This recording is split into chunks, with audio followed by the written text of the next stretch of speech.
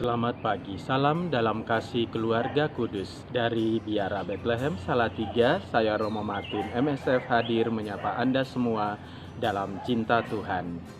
Hari ini Selasa 28 April 2020, pekan ketiga Paskah. Saya mengajak kita sekalian untuk merenungkan Injil pada hari ini dari Injil Yohanes bab 6 ayat 30 sampai dengan 35. Marilah sekarang kita mempersiapkan diri untuk mendengarkan Tuhan. Dalam nama Bapa dan Putra dan Roh Kudus, amin. Ya Bapa yang Maha Kasih, sumber kehidupan kami bersyukur dan berterima kasih karena Engkau telah menghantar kami sampai pagi hari ini dan perlindungan-Mu tetap tinggal bersama kami. Kami bersyukur atas hidup hari ini yang akan ditopang oleh sabda-sabda-Mu. Tolonglah kami dengan Roh Kudus-Mu supaya kami dapat mendengarkan sabda-Mu hari ini dengan baik, meresapkannya dalam hati kami dan menjalankannya dalam hidup kami, demi Kristus Tuhan dan pengantara kami. Amin. Inilah Injil Yesus Kristus menurut Yohanes, bab 6 ayat 30 sampai dengan 35. Di rumah ibadat di Kapernaum, orang banyak berkata kepada Yesus, "Tanda apa yang Engkau perbuat supaya kami dapat melihatnya dan percaya kepadamu? Pekerjaan apa yang Engkau lakukan? Nenek moyang kami telah makan mana di padang gurun, seperti ada tertulis, mereka diberinya makan roti dari surga." Maka kata Yesus kepada mereka, "Aku berkata kepadamu, sesungguhnya bukan Musa yang memberi kamu roti dari surga, melainkan Bapa-Ku-lah yang memberi kamu roti yang benar dari surga. Karena roti yang dari Allah, ialah roti yang turun dari surga dan yang memberi hidup kepada dunia." Maka kata mereka kepadanya, "Tuhan, berikanlah kami roti itu senantiasa." Kata Yesus kepada mereka, "Akulah roti hidup. Barang siapa datang kepadaku, ia tidak akan lapar lagi, dan barang siapa percaya kepadaku, ia tidak akan haus lagi." Saudara-saudari yang terkasih di dalam Tuhan kita Yesus Kristus, masih banyak orang berpikir dan berpendapat bahwa Tuhan hanya dapat ditemui di dalam doa-doa. Tuhan hanya dapat ditemui di tempat-tempat ibadat. Tuhan hanya dapat ditemui melalui meditasi-meditasi. Tetapi juga masih ada cukup banyak orang yang percaya bahwa Tuhan bisa kita temui di dalam rutinitas, di dalam aktivitas kita setiap hari. Karena Tuhan juga mau hadir di dalam kehidupan konkret kita setiap hari. Sebagaimana pengalaman orang-orang banyak yang mengikuti Yesus. Mereka mengalami kehadiran Yesus lewat pengalaman menerima roti darinya dalam mujizat pergandaan roti. Mereka mengalami kebaikan itu. Namun mereka belum mengerti bahwa itulah tanda kehadiran Tuhan dalam pengalaman yang sangat manusiawi.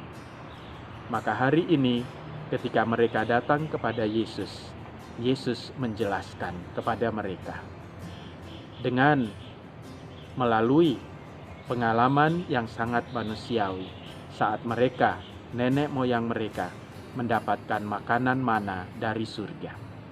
Mereka menyangka bahwa Musa lah yang memberikan kepada mereka.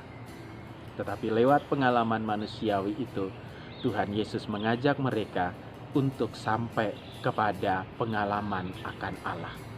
Bahwa Bapalah yang telah memberikan mereka makan dari surga.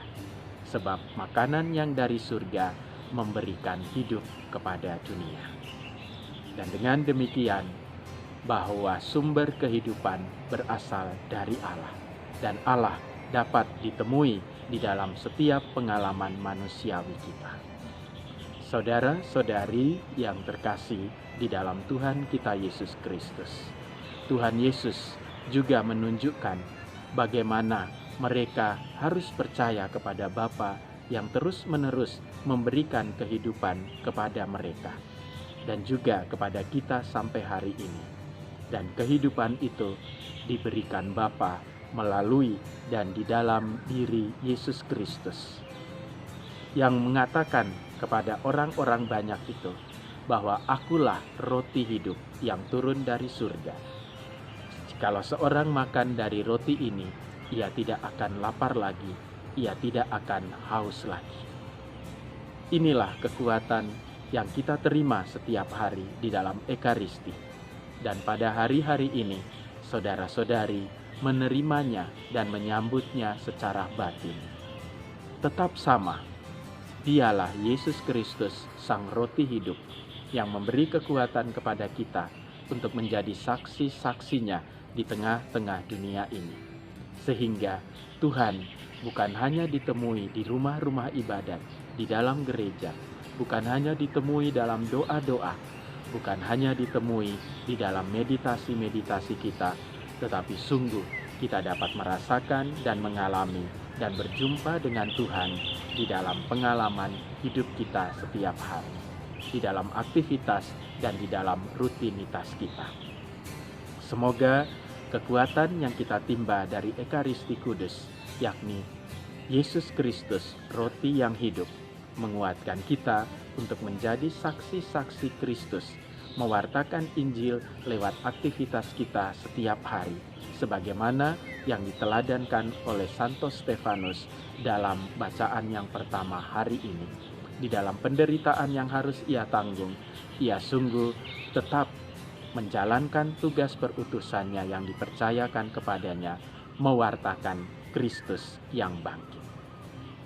Semoga kita dikuatkan oleh roti hidup pada hari ini, sehingga kita pun diperkenankan untuk menjadi saksi-saksi Kristus dalam hidup sepanjang hari ini.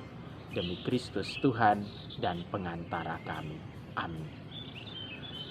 Ya Bapa yang Maha Kudus, curahkanlah Roh Kudus-Mu ke dalam hati kami, supaya kami yang telah dipersatukan dengan Yesus Kristus Putra-Mu melalui Ekaristi Kudus, sungguh-sungguh dapat menjadi saksi-saksinya dalam hidup kami sepanjang hari ini. Dialah Putra-Mu Tuhan dan pengantara kami sepanjang segala masa. Amin. Tuhan bersamamu dan bersama roh-Mu. Semoga Allah yang Maha Kuasa memberkati saudara, keluarga saudara dan karya-karya saudara, Bapa dan Putra dan Roh Kudus. Amin. Salam Selasa, setia laksanakan sabda Allah.